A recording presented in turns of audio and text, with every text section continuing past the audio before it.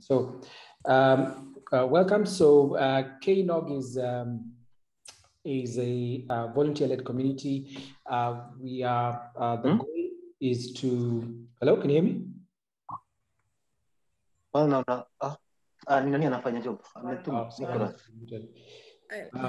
Okay, so I'll start again. So KeNOG is a volunteer-led community that aims to enhance technical capacity. We identify these areas: network operations, internet services, security, automation, and cloud. And our goal is to provide a platform for knowledge sharing and capacity building.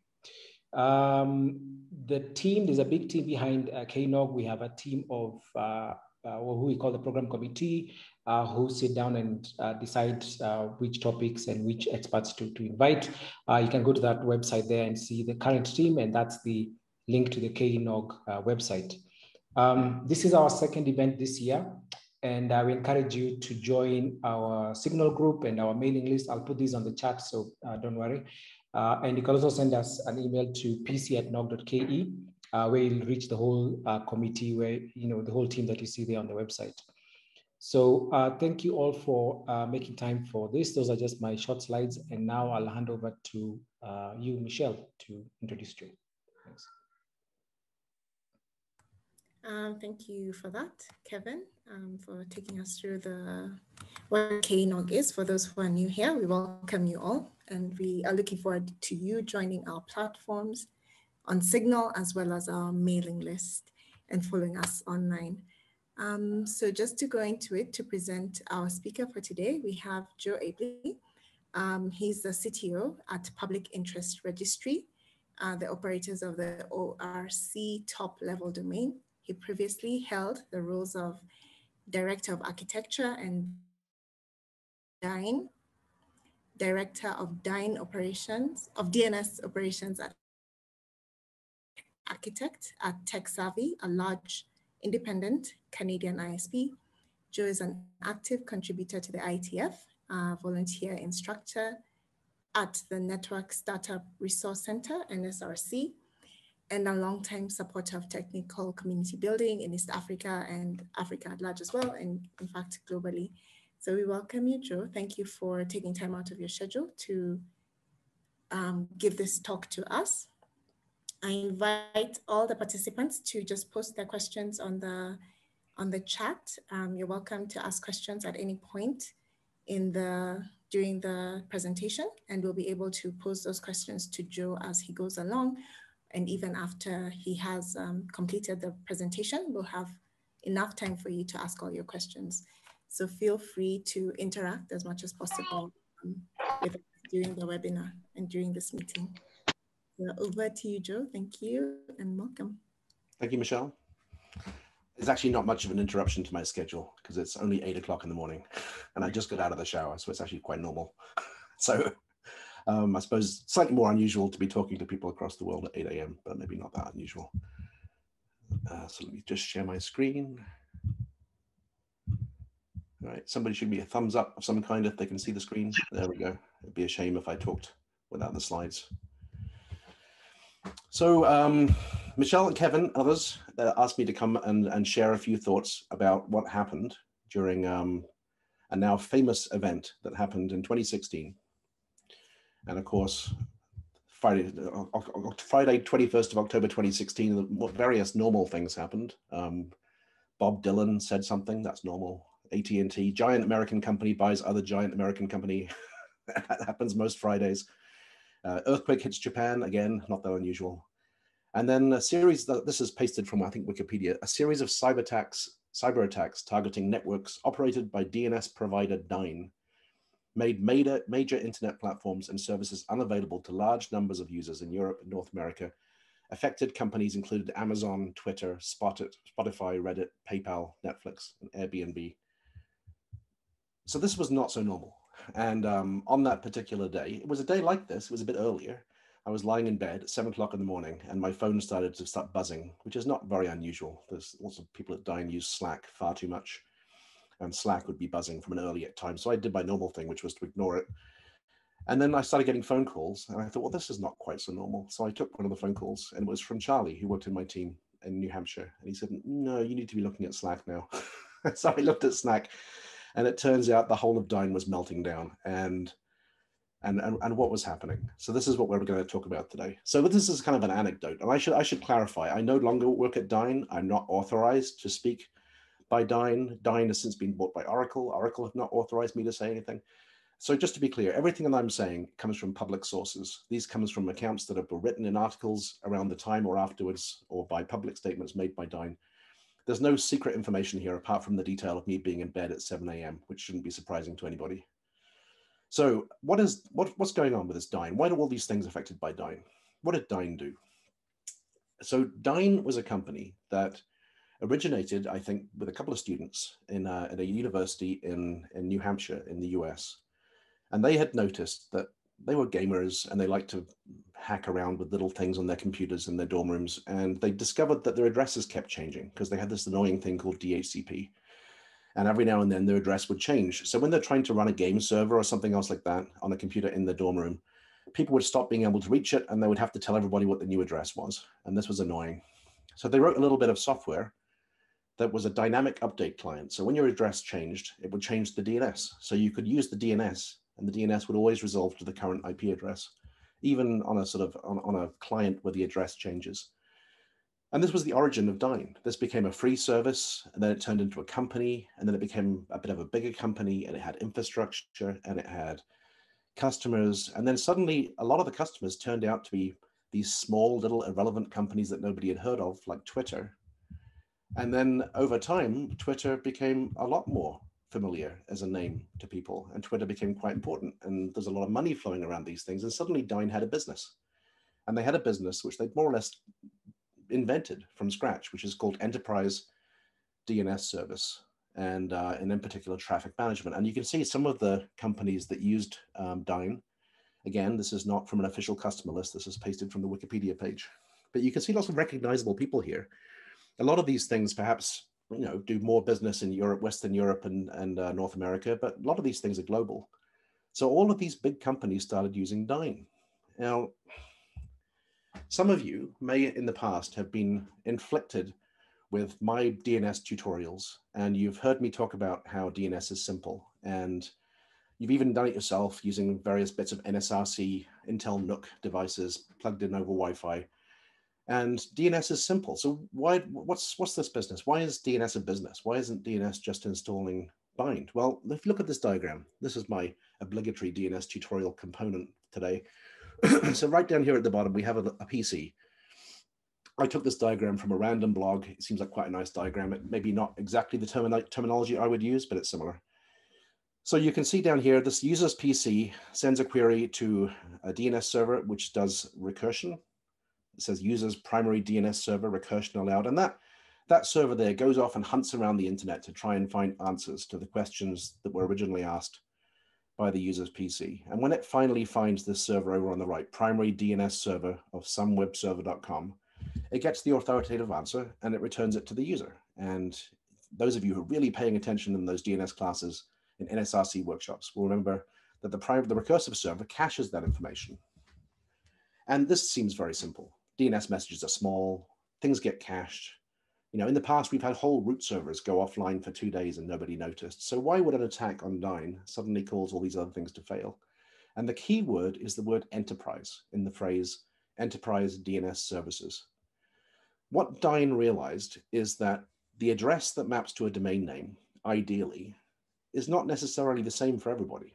If you're running a service like Twitter, which is internet scale, and you've got servers deployed in data centers across North America, you've got them deployed in Asia, you've got them deployed across different countries in Europe, you've got deployed in Africa possibly. I'm not sure how far Twitter's deployment goes.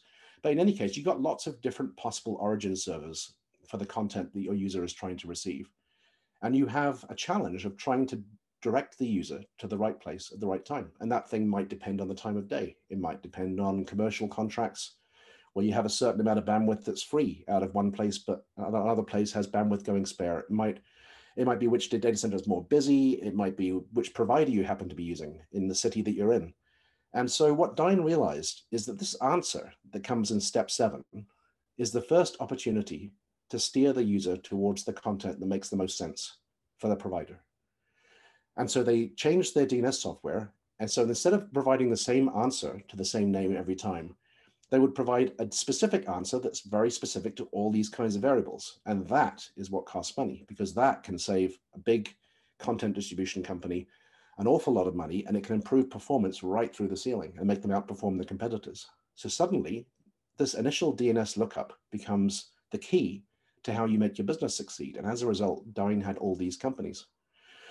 Now, there are a good number of companies that provide this kind of service today, but at the time, this focus on traffic management, as they called it, steering the user towards the right content, was kind of new. And Dyn kind of invented it, and as a result, they became big because they were the first ones there. So whenever I have a slide that says DNS is simple, I have to always remind people that DNS is not simple. And this is a diagram that I've chosen from a large variety of diagrams by Jeff Houston describing how the DNS is not simple. And I won't go through exactly what he was trying to get across here, but I suppose the point is that the previous slide is not the easiest, or the best, most accurate, most realistic description of the DNS, even without the enterprise DNS stuff involved. There's a lot more to it than that. So, I mean, don't get the impression that DNS is as simple, or even enterprise DNS is as simple as I would say.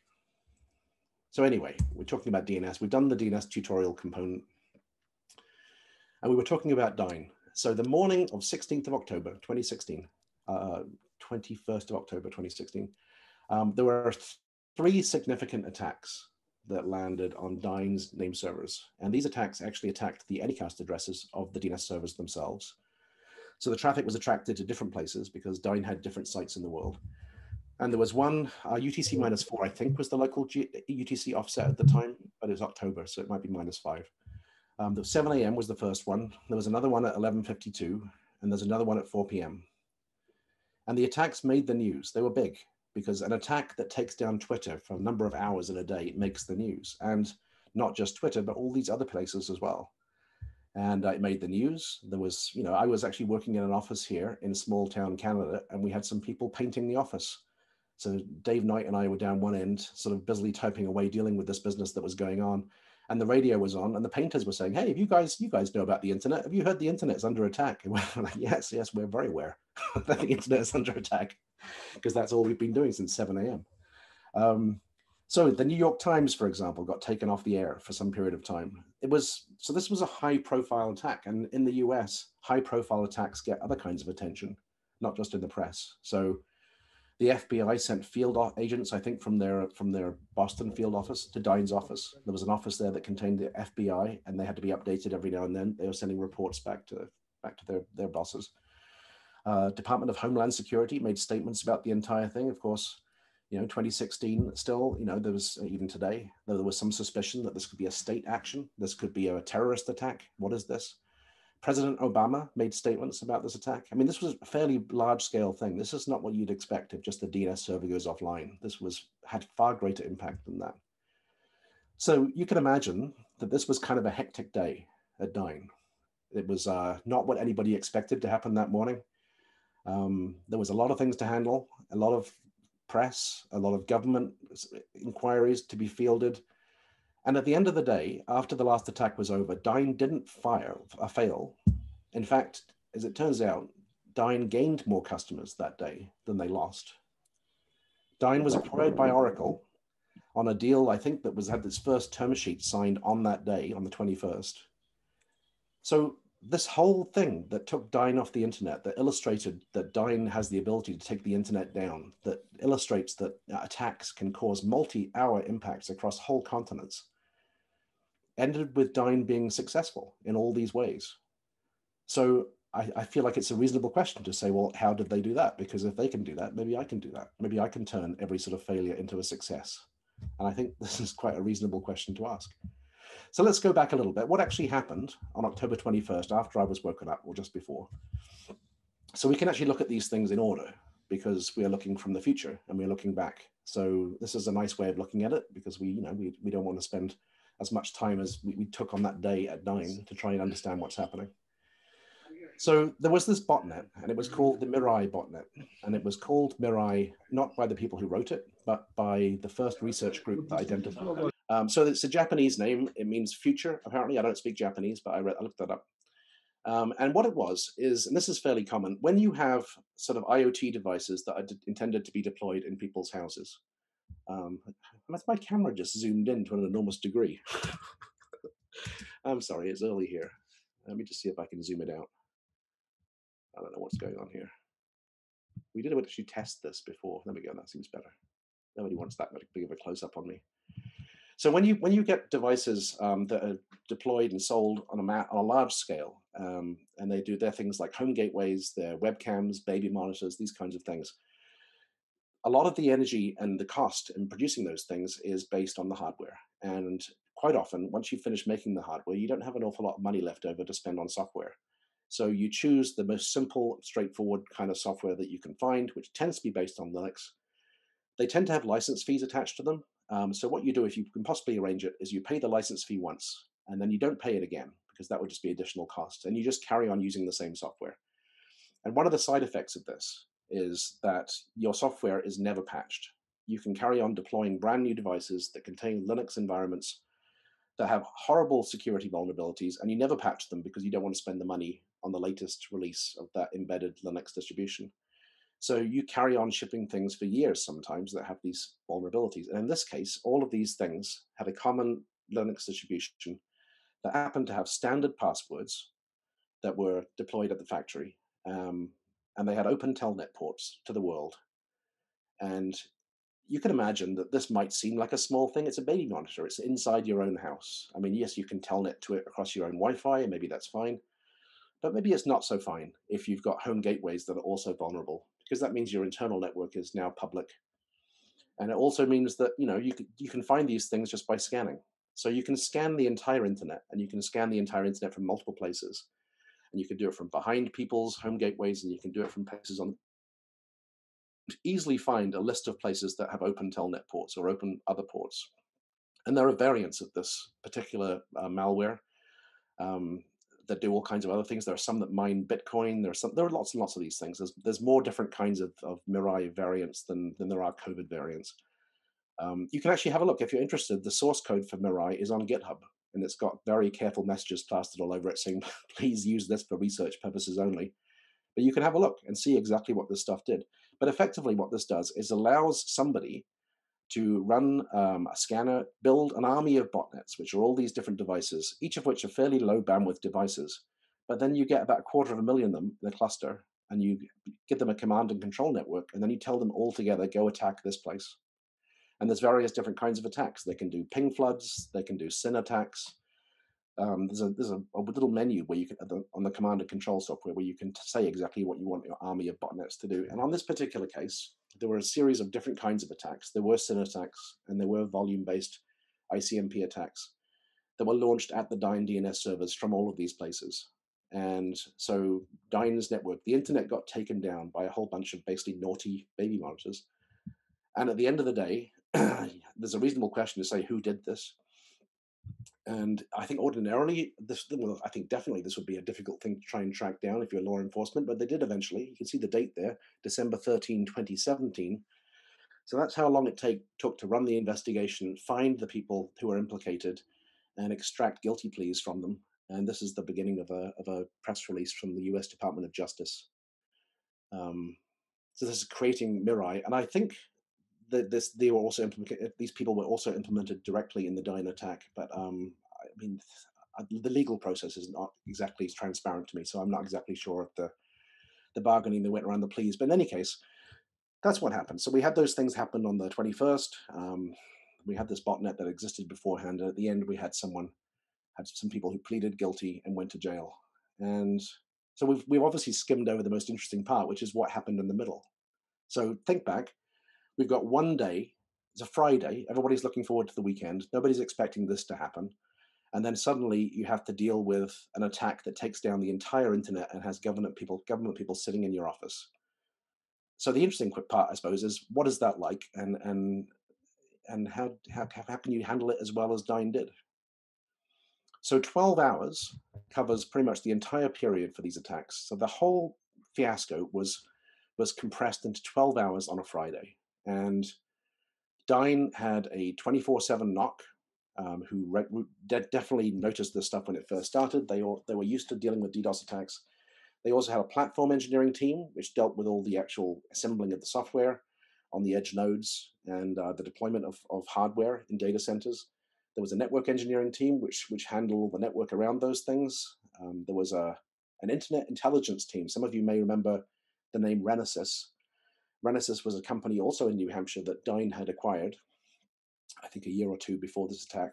So that team was involved as well. There was a threat intelligence team. And the threat intelligence team contained people who actually spent time looking at the same kinds of forums that the people who deployed Mirai also use. So you get some sort of idea up front of what might be happening, what people are planning.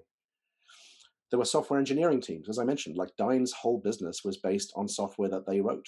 I mean, it included open source components in the usual way that all of these things do.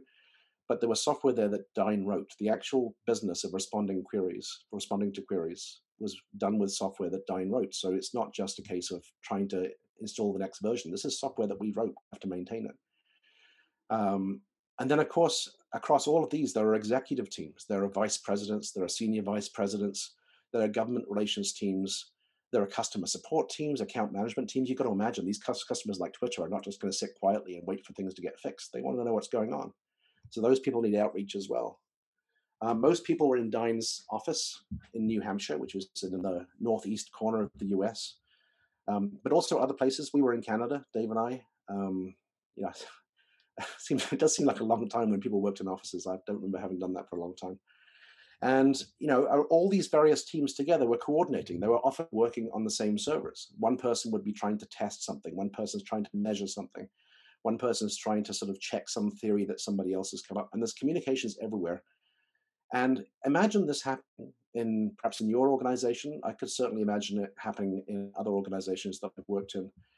And this would be a challenge, to put it mildly.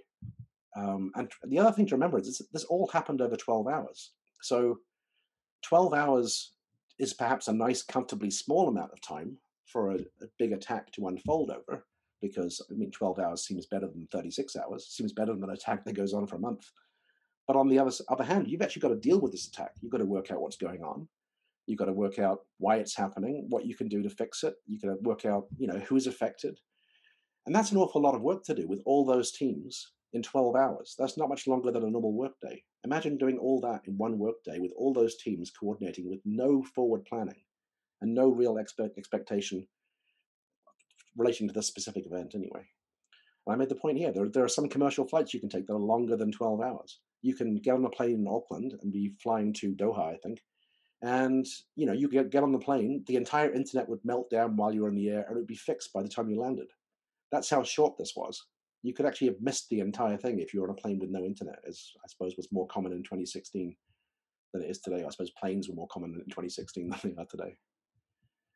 So here's the point of this tutorial, really. This is an interesting set of anecdotes. I always think it's interesting to hear, usually over a beer in an AFNOG meeting, but it's nice to hear over a beer some experience from people who have actually worked through these things and what kind of day they had.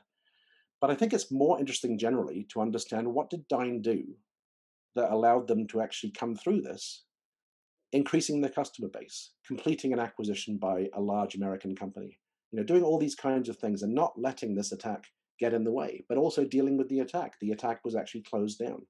3 attacks in the space of 12 hours. If we could work out what Dyn did around those times, and perhaps there are elements there we can replicate inside our own businesses, so that next time we're attacked or next time we have some other kind of disaster, we can also respond in that kind of way. So Dyn operated 18 points of presence globally. I said 18 main points. And each of these points of presence was, a series of racks rented from a data center somewhere.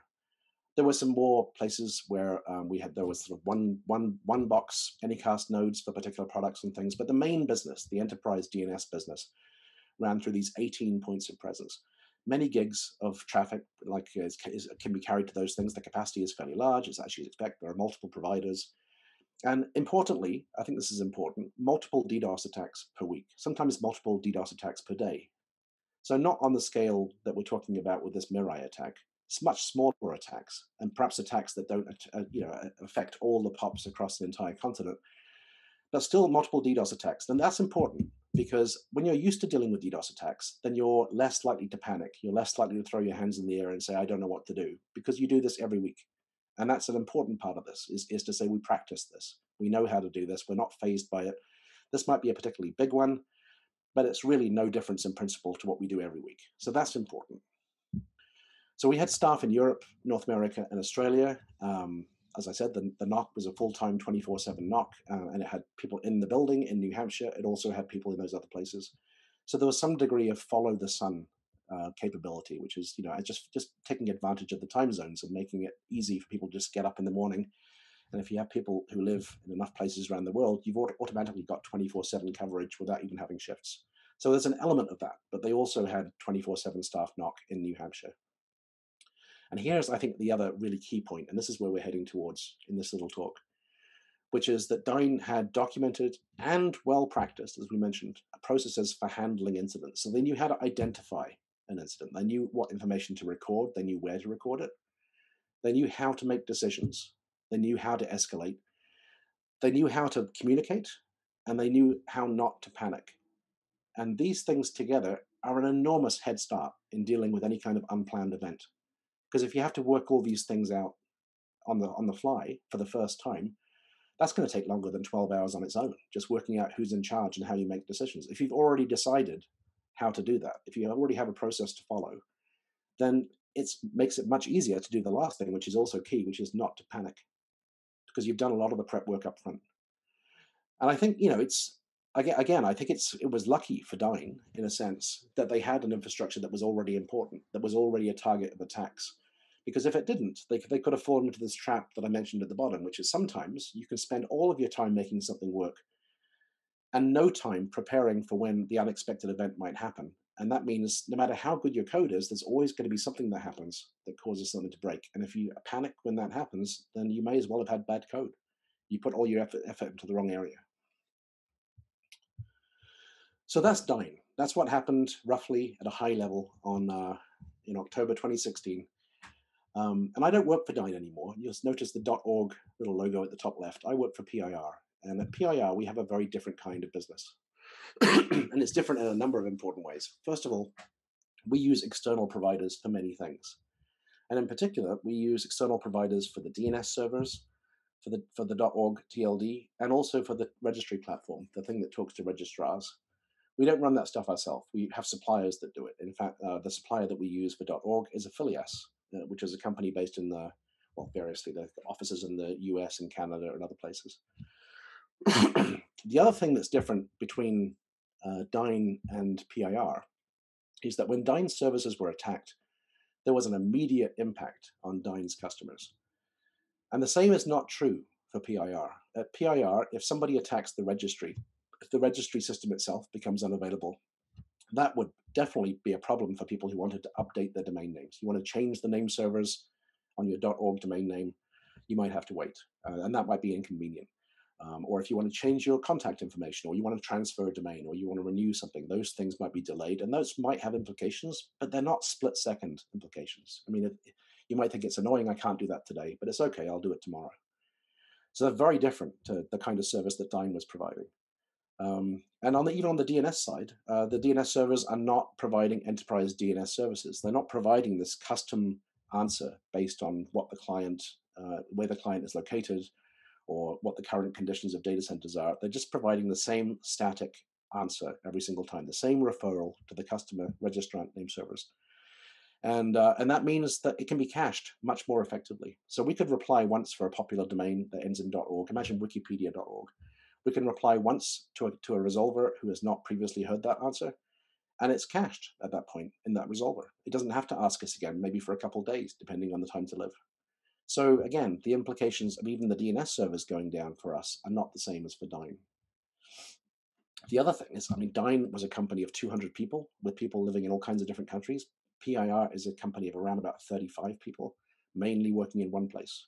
So we don't have all these different teams to coordinate. If you collapse it down, if you imagine your entire company was one person, then communication and decision-making is really easy because it's just one person. One person makes the decisions, one person talks to themselves, easy. You have a 200-person company, you've got a different scale of problem. Well, PIR is somewhere in the middle. It's much smaller. But having said all this, unplanned events do happen, and there's still a risk to PIR if something happened that took things out, even if it was not going to have a direct impact on people who had .org domain names or people who want to go to Wikipedia. Even if those people are not affected, there's still all kinds of other problems. There's reputational harm. There's perhaps SLAs that we have with ICANN that we would need to go and have conversations about. There's all kinds of things around that it might be risks for PIR. But also, at PIR, obviously, we want to run things well. Everybody wants to run things well. Nobody wants to do a terrible job just because they can. And not only can we not do a terrible job, we also don't want to do a terrible job. So we still need to coordinate things if we do have some sort of incident. And sometimes, we've got external suppliers who take care of a lot of the operational stuff for us, but we still have to coordinate with those external suppliers, and we have to integrate into their processes for handling unplanned incidents. We still have to do important. And also, the last thing here is, as may be familiar to other people who run top-level domains or similar stuff in the DNS, org is considered to be critical infrastructure. So if there was an impact on org, even if it wasn't as bad as the corresponding impact for Dyn customers, it would still draw attention. People would still have questions. We still need to demonstrate that we know what we're doing, and we know what we're doing. So, we want to be able to show it. So, I guess the point around this is, there are degrees of internet scale. We are internet scale in one sense. Dyn was internet scale in a different sense.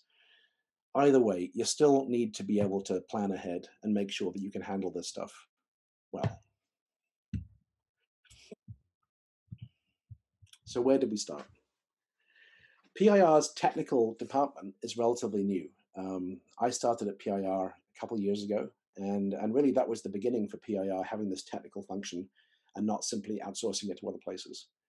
So the business of trying to do incident management was also fairly new for PIR, and we started this project after I joined.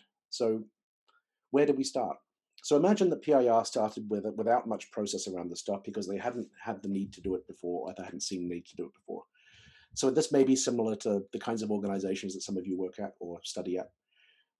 So what did we do? Well, first of all, we started looking to see what have other people done that we can copy, which I think is a reasonable way to start everything, to be honest. I mean, original thought is great, but also reinventing things that have already been invented also seems like a bit of a waste of time.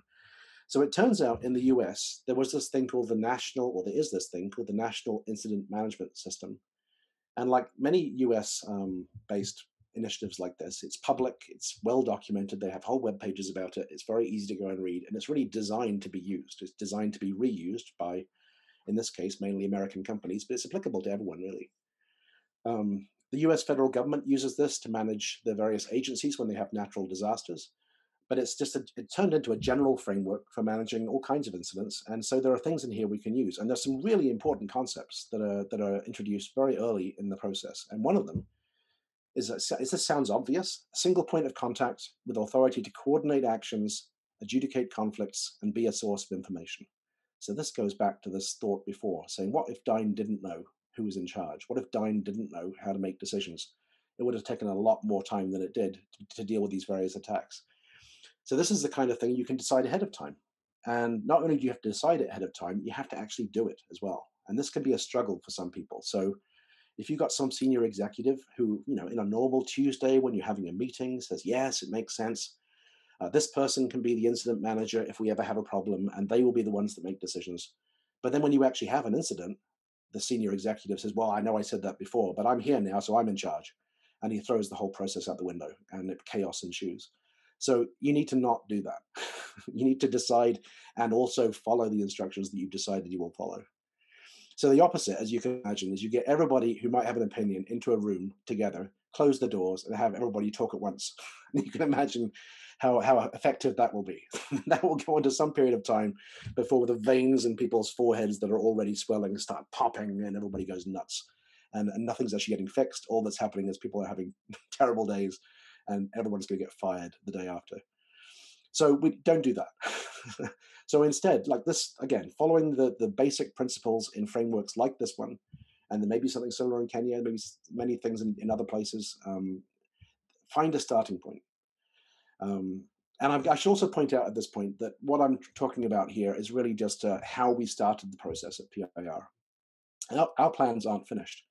And I think it's actually an interesting point. If you hear somebody talk about their incident response planning and they tell you that their plans are finished, then they probably don't have a complete plan, because the complete plan has to involve refining it, testing it, reviewing it, changing it, and making it better, because things change. You can't necessarily expect the internet to stay the same or the planet to stay the same.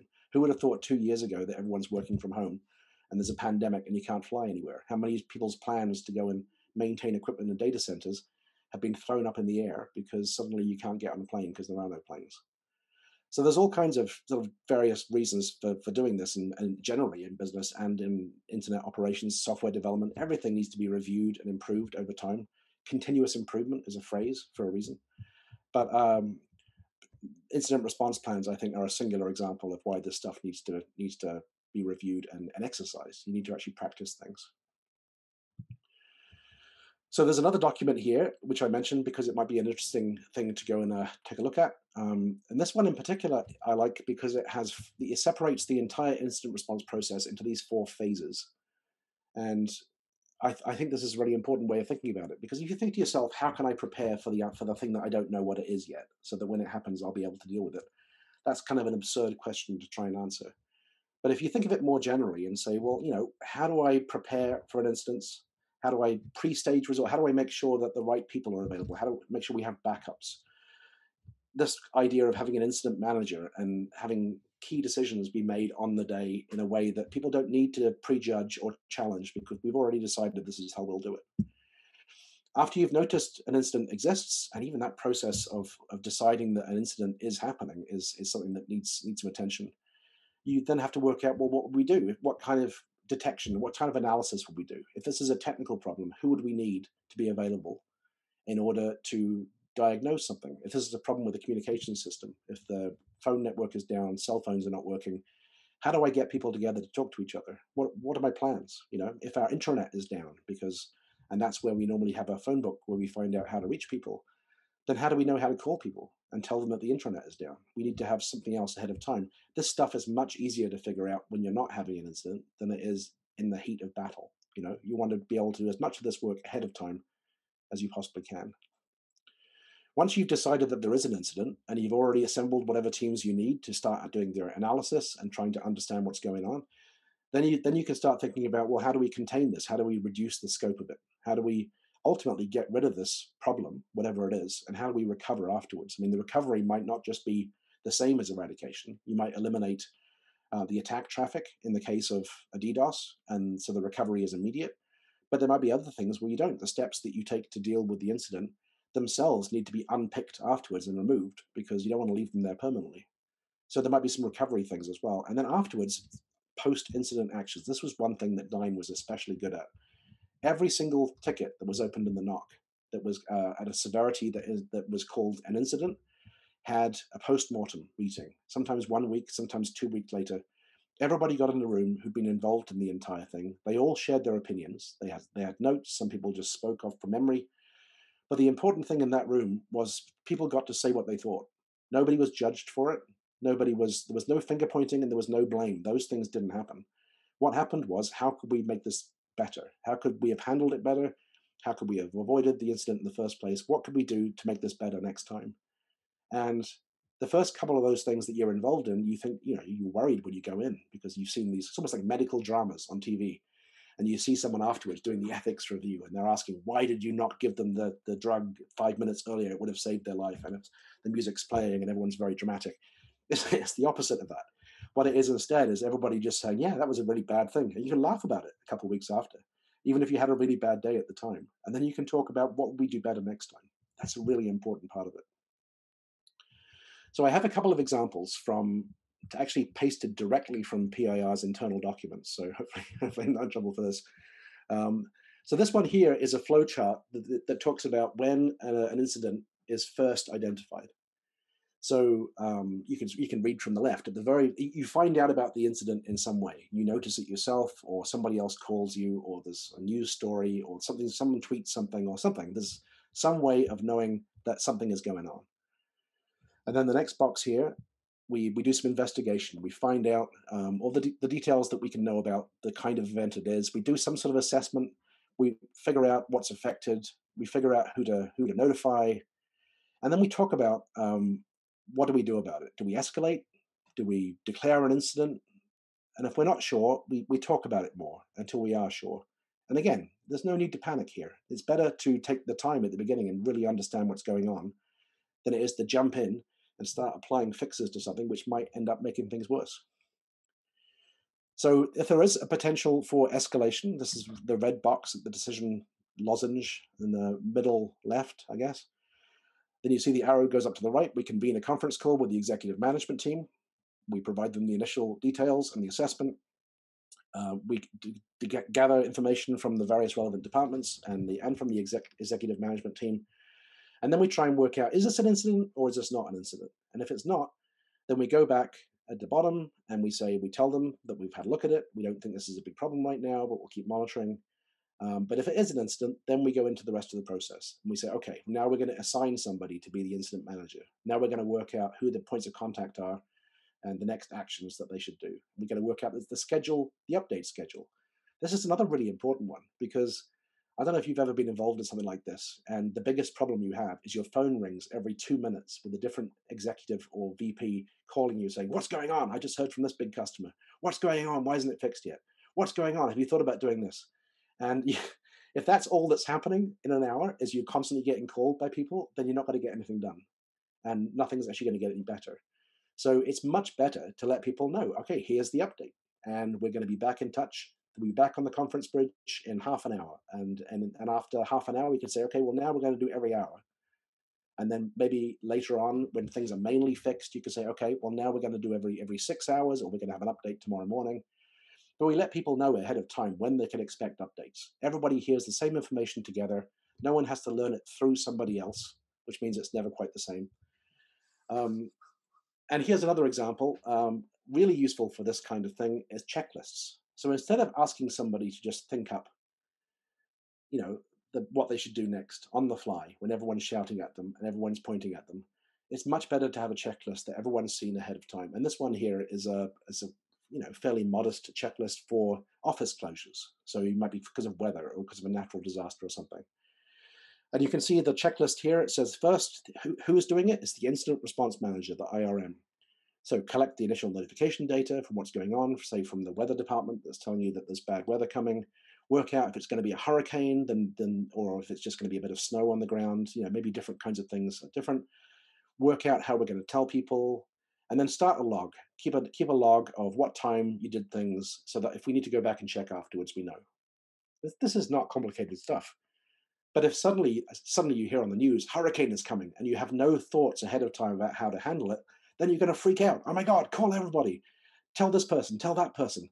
Everybody should stay at home. Oh no, don't stay at home, because it turns out you shouldn't be at home. You should be evacuating. But maybe you shouldn't be evacuating because CNN is saying one thing, but CNBC is saying another thing, and it's chaos. And there's no clear messaging. So a checklist makes things a lot easier. And you can't have a checklist for everything, but you can have a checklist for some things and know that those things can be handled reasonably well. This last thing down here, issue guidance to employees on immediate work locations, interim work from home. This is what happened at the beginning of the pandemic. Interim work from home. And here we are 14 months later, still working from home. So last thoughts. Again, this was not a tutorial that you could walk away from and knowing exactly what will work for your business, for your organization, for your university, whatever. It's just some ideas about how we started thinking about it. And the other thing I should say is we didn't start at PIR just looking at these web pages from the US government. We didn't just start thinking about the stuff ourselves and making up these terms like incident response manager. What we did is we asked around people we knew in the industry. We found some good consultants who really know how to do this stuff, and they're really nice people. And we had them help us. So they helped us write some initial plans. They interviewed everybody in the company in order to ask what's important for you. What would you do in this kind of situation? Do you know people's phone numbers? If Outlook is down, if that's where you normally get your phone numbers. And they assembled all those things together, and they're really good at this stuff. And they came up with some recommendations, and we adopted them. And they also came in and they ran tabletop exercises, which are also really fun. You put people around the table, and they read out a scenario, and they say, okay, so this has happened. Some ransomware attack has just happened, and now nobody can use their laptops, and everything seems to be down. What do you do? And the interesting thing about that is the IT person will say, wow, we should definitely do these things straight away. And the finance person says, no, we should do these things first. And the person who's in charge of the privacy policy says, well, we should definitely do an assessment of what user data might have been lost through this, and we should deal with that first. And everybody has a different perspective. And this is kind of a window of what would happen in real life if you had some sort of unplanned incident that you were not prepared for. Everybody would think a different thing was most important. Everybody would want to do a different thing first. It would be really hard to make decisions. So, yes, it's not just a capability you can just like cut and paste off a web page. It's something that you have to build yourself. And but there are some starting points. So you can start by, even before even mentioning the words incident response, you can think to yourself, what are the risks? What are the risks to my business? And you can, like, some of them can be outlandish risks. What if there's a tsunami? What if there's an asteroid that falls out of the sky? What if one of Elon Musk's rockets suddenly explodes and a bit of it falls into our office window? Now, some of these things are likely, and some of these things are not likely. So you might think to yourself, well, you know, an asteroid strike is going to be pretty bad. So what are we going to do in that case? But also the probability is perhaps really low. And also, maybe if an asteroid strikes the city, maybe the particular thing that your business done is not top of everybody's list of things to fix. Maybe it's everything else is broken at that point, so you don't need to deal with that. Maybe that's not something that's worth spending your time on planning ahead for. But other things, even things that are much... So, for example, you know, what happens if there is a ransomware attack? What if a key supplier goes out of business and suddenly you can't get some raw material that you need, or some other sort of thing that's important for your business? What if you've got a data center that you rely on and it catches fire or has some other structural problem? What if there's an earthquake and there's not really an earthquake that destroys the city, but it makes some cracks in the wall and suddenly you're not allowed to go in there, but you need to go in there because the server's broken and you need to get in there and fix it? What do you do? What do you do if the electrical grid fails? I mean, this is something, if you lived in Nigeria, you would know what to do. If you plan ahead by deploying all your servers in Ghana. But yeah, what if the electrical grid fails for some period of time? I lived in New Zealand in the 90s, and we had some big, important single electrical cable from the power station south of Auckland to the city that failed. And the whole city was without power for, I think, about 8 weeks in the end. What do you do then?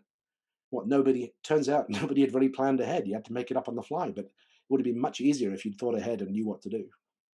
Even down to the point where, what if key personnel leave? What if the one person who understands this particular piece of software disappears and just moves to the UK and works there? And you can't reach him anymore because he has a new life. Then what do you do? And what if there's no warning? What if you didn't have a chance to make sure that that documentation that was definitely written had actually been written? What if it turns out it hadn't been written and now you're a bit left high and dry, not knowing how to maintain that software? These are all things you could imagine are risks, and they all have probabilities that are probably close enough or far enough from zero that you should probably think about them. Other phrases that relate to this, things like business continuity and disaster recovery. But when it boils down to, there's no great magic here. What you need to do is think ahead of time and say, how do you make decisions? How do you communicate? If you have to adapt to some new situation that you don't have a checklist for, how are you going to do that? And then practice it. And when you practice it, and when it's not a real life occurrence, it's much more fun event, I tell you, than doing it on the day when you're not prepared.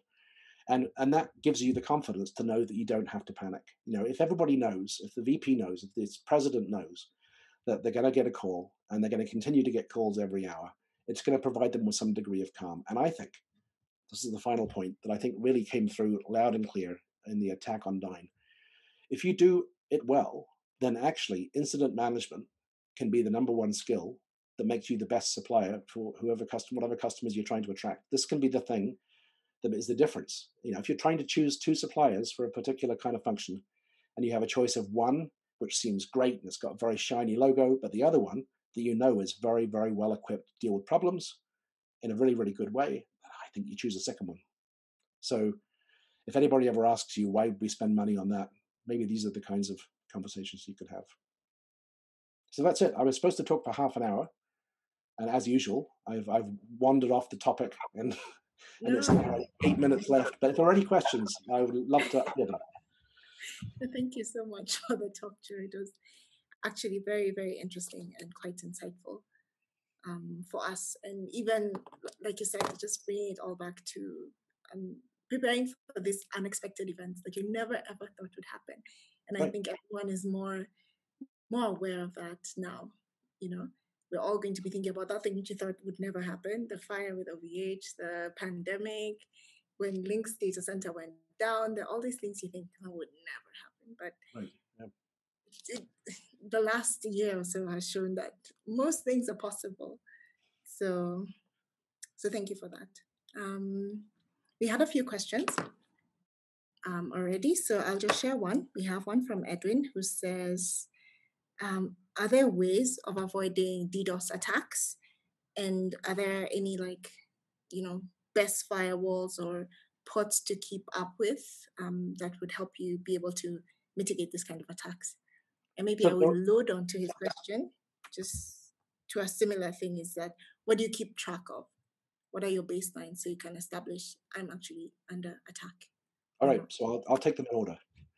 So the first question, can you avoid DDoSes? Well, I think the question is not so much can you avoid a DDoS, it's can you survive a DDoS? Because a DDoS can be launched at any time by any person. So it seems ridiculous to imagine that you could know ahead of time who is going to decide to launch a DDoS and you could stop them. So I think the answer is you can't prevent a DDoS. I mean, DDoSes happen against all kinds of people for all kinds of reasons. They happen against big companies because people, want to make a statement. They want to demonstrate their prowess at being a hacker or something, and they want to be able to sort of get their name big in the hacker forums. But it can also be something as simple as somebody annoyed somebody else on WhatsApp, or somebody beat somebody else in a game. I mean, these things happen. Back in the day, it used to be IRC. Now it's WhatsApp. It's the same thing. So individuals can get upset with other individuals, and they can launch attacks, and there can be collateral damages. There could be an attack on an individual, which affects the ISP. The attack on the ISP could affect DNS servers or web hosting. That could affect other services. So there's all this collateral damage. So it's impossible to imagine, to me, that you can avoid a DDoS. So I think the way to think about it is, how could I survive a DDoS? How could I manage it? So there are lots of people who will help with this, and there are lots of different strategies. So you may have heard Cloudflare, for example, has the very particular strategy. We'll just put nodes everywhere, and we'll effectively have an enormous amount of capacity. And we'll be the attack target, and we'll deal with the attack because we're good at that, and we do that all the time. And you can have your server behind that we will just consult occasionally when we need to. And that's one approach.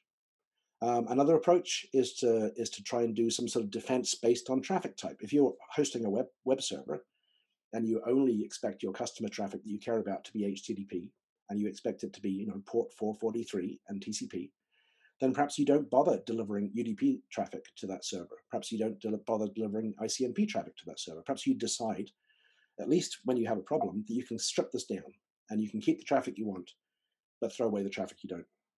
This was actually kind of a problem for Dyn, because it turns out if everybody sends you UDP traffic normally, and then everybody in an attack also sends you UDP traffic, and it normally comes from all over the world, and in an attack it also comes from all over the world, then it's a bit difficult to tell the difference between good traffic and bad traffic. So in that case, you have a different set of options. But I think the focus ought to be on, how do you survive? How do you keep the traffic up that you want to keep? How do you identify the other traffic? How do you block the other traffic? How do you do it in your network? How do you do it in an upstream network?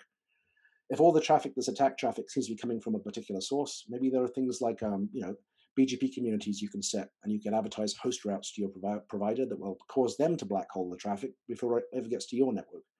So you can move the sync point further away from your infrastructure into somebody else's infrastructure.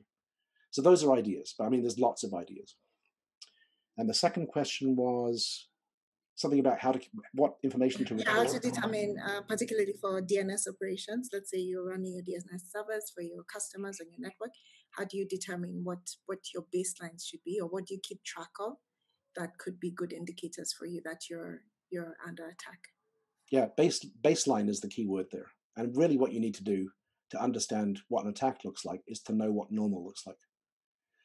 So if you've ever been to an NSRC network management workshop, probably being run by Michelle, or cracking the whip and making you do your exercises, you know that one of the things that's really important is to measure things. And back in the day, we used things like MRTG, or we used other sort of similar tools that are, these days, everybody uses Grafana dashboards and OpenNMS and things like that in order to measure this stuff. But the important thing is, we know what traffic we normally expect to see on that interface. And we know what other traffic we expect to see on that interface and in what direction. And we know how that looks. We know that the peak of residential internet sort of use is something like 8 p.m. when everybody's at home and they finish dinner and they're using the internet before they go to bed. And there's a spike in the morning where all the businesses are checking their email. And you know what a normal profile looks during the day. And when you see a big spike that's different, you can say, oh, I can automatically tell that something is going on. And I can perhaps look at that interface and say, well, there's a corresponding spike on that other interface there. So maybe the traffic is coming in through that transit provider and it's going out here. And now you've already got clues as to what's going on because you know what's normal. So I think establishing that baseline, knowing what's normal is really important. And if you don't know what's normal, then you need to work out what to measure. But again, this is good preparation. You can do this ahead of time. If you wait until the attack is going on to start measuring things, then you can't tell whether what you're looking at is an attack or if it's normal. You've no idea. So I think the answer is measure everything. You can't measure too much stuff. Okay, cool. Another question here. So with more and more traffic being encrypted over the internet, how can service providers better protect services from malicious traffic? So that's a good point. I think the thing to remember is that internet traffic is encrypted, but it's usually encrypted in transit between an origin and a destination. So it means it's really a protection against surveillance. It's trying to stop people from looking at what the content of a flow is, but the existence of the flow is still there. So all your measurement about aggregate things like traffic still work, regardless of whether it's encrypted or not. And at the endpoints, of course, you have plain text. You use HTTPS to send a request from a browser towards a web server. The browser knows what the plain text is because someone typed it into the bar or clicked a link. And the server knows what the plain text is because they have to understand the request in order to service it. So the points where you have important areas of control already know this stuff. If you have intermediaries, like the Cloudflare example again, I'm not paid by Cloudflare to mention their name or anything, but I mean, it's an easy example.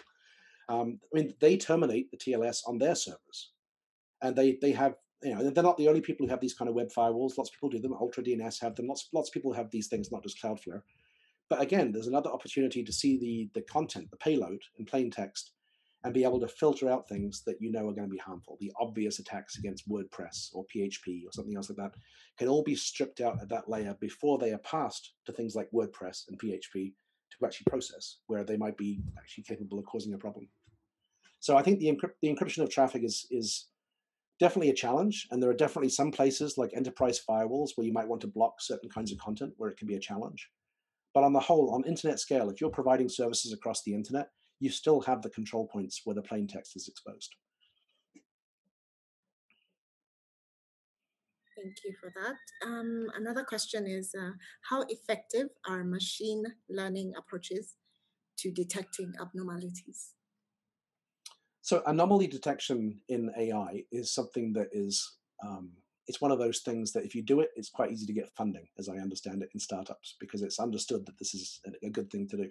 So I've seen it used in a bunch of different contexts. Interesting one, I think, is in a registry platform context, the idea of saying, well, we normally expect traffic to flow through these things, through the front EPP interface, to the database servers in a certain way. And that whole process we described before of watching all the graphs and measuring everything and keeping track of where there's a spike here that we don't normally see.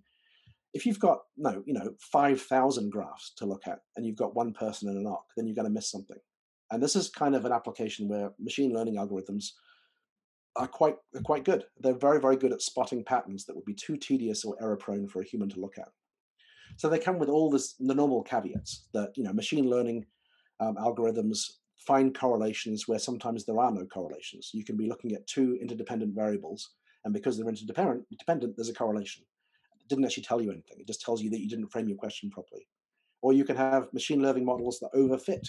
So they will match exactly some pattern of traffic on a Monday that will make Tuesday look like an anomaly, when in fact it's just slightly different, but it's within the normal parameters. So there's all kinds of sort of pitfalls you can hit. But there are definitely lots of providers and software vendors that are producing this kind of systems, and they work quite well. So I think it's not some sort of magic. You can't just sprinkle artificial intelligence and then fire all your workers and expect the robots to take over. But what you can do is you can take repetitive tasks that are difficult for an individual to do accurately 24/7, and you can train algorithms to do some of those. So I think it's a good idea. But I mean, if you're not in the process, you haven't already decided to understand what normal is.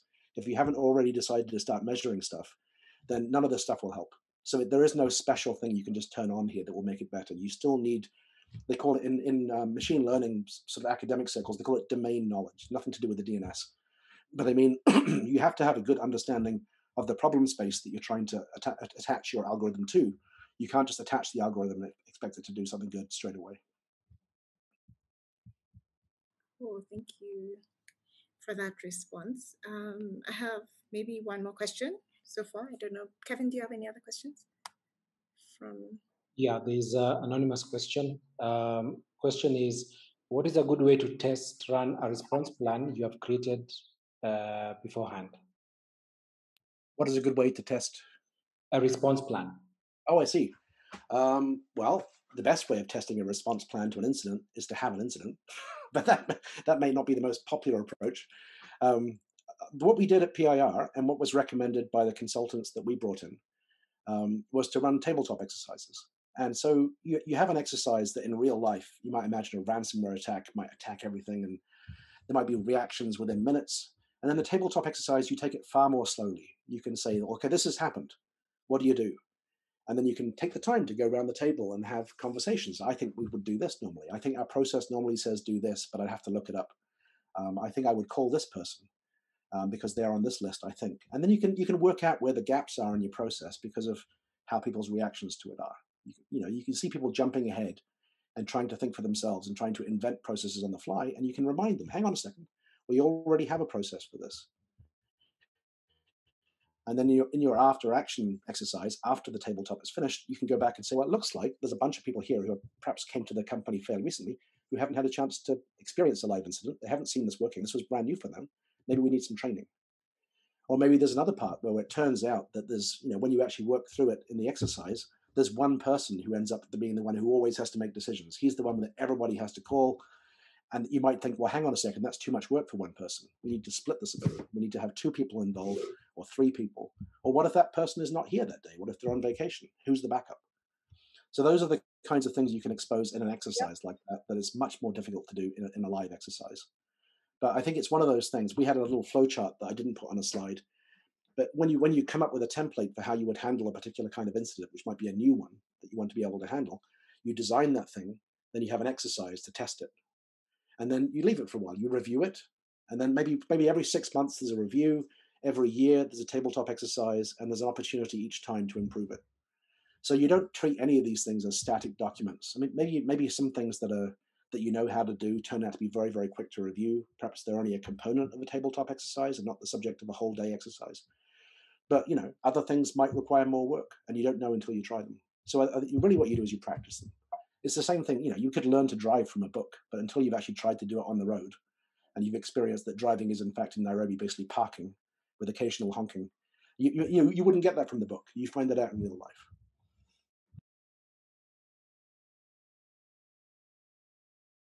Thank you. Are there any final questions from the floor before we close off? Maybe in the meantime. Yeah, so maybe one question. Okay. Yeah, so thanks, Joe, for the session. Very interesting. And I think, as you may know, in Kenya particularly, we've not had attacks as such, and largely Africa, you can say, we've not been targets. I've seen a couple of attacks in different countries, but very, very few. That's last year, and so it's just a matter of time before it starts hitting. What would you advise, small we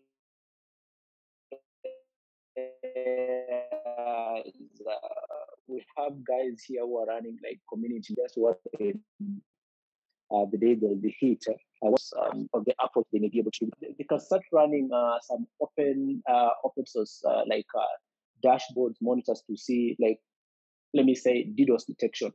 But what could be the approach for them to be easily mitigating some providers who could come in handy? So I think my bandwidth or your bandwidth was struggling a little bit during that question sometimes. So, does that Zoom thing where things stop and then you turn into a robot for a while and then you carry on talking. So I may have not got the entire question. I'll give you an answer, and then you can tell me what I missed. So the general question I think you started with is, you don't have an awful lot of these DDoS attacks in Africa, or perhaps East Africa, whichever part you're most interested in, which I think is a fair point. 20 years ago, I was working at a company called ISC, and we ran one of the root servers, amongst other things, F root server.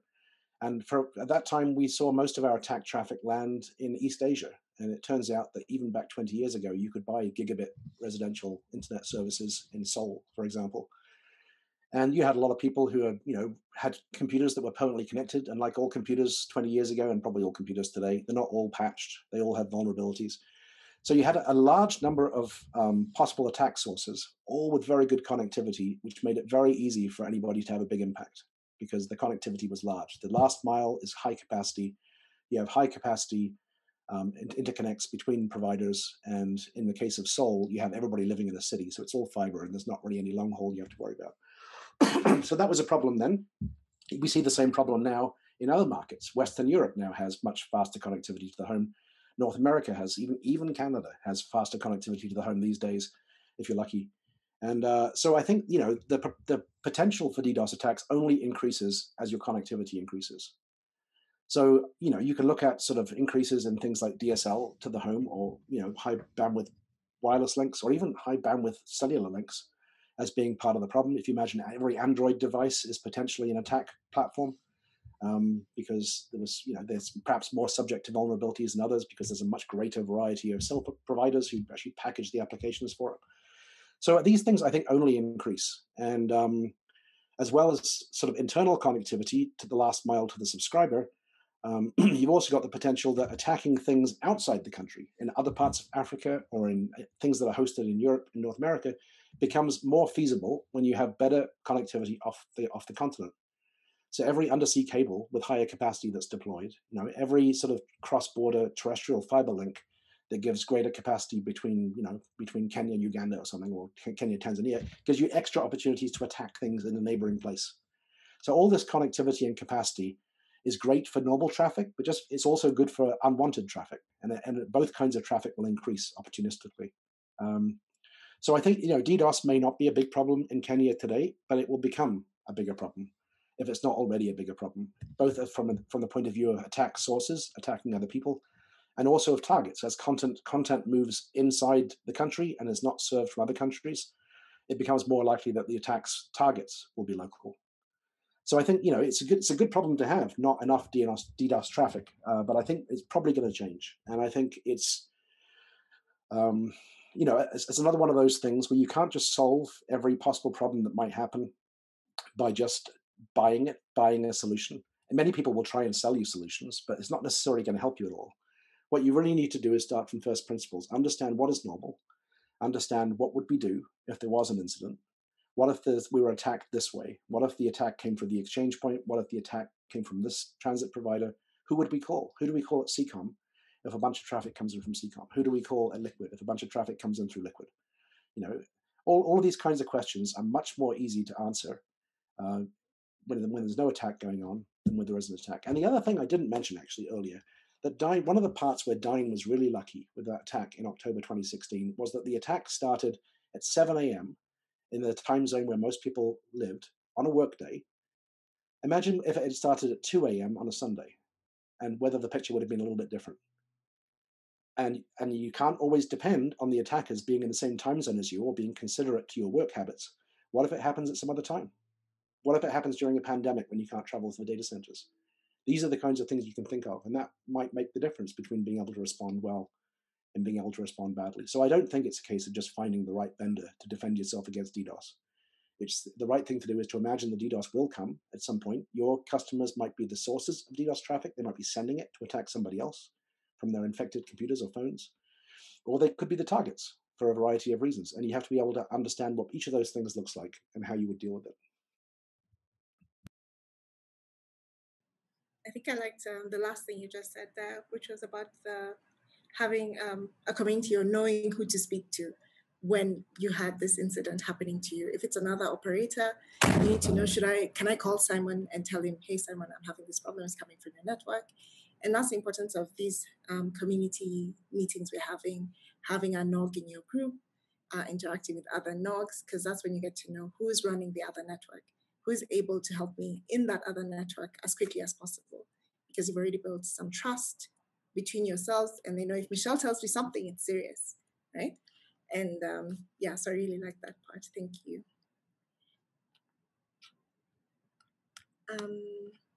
So with that, I don't see any other questions here. Kevin, do you have any others? No more questions. No more questions. Okay, great. I think we'll let everyone get back to their day. Thank you for sharing all your information with us, your experience, and even your plans and incidents reports, plans and activities. We appreciate that. And I think everyone picked up something that was definitely going to be useful for them in their network and in their scenarios, wherever they are. So with that, we'll close the meeting.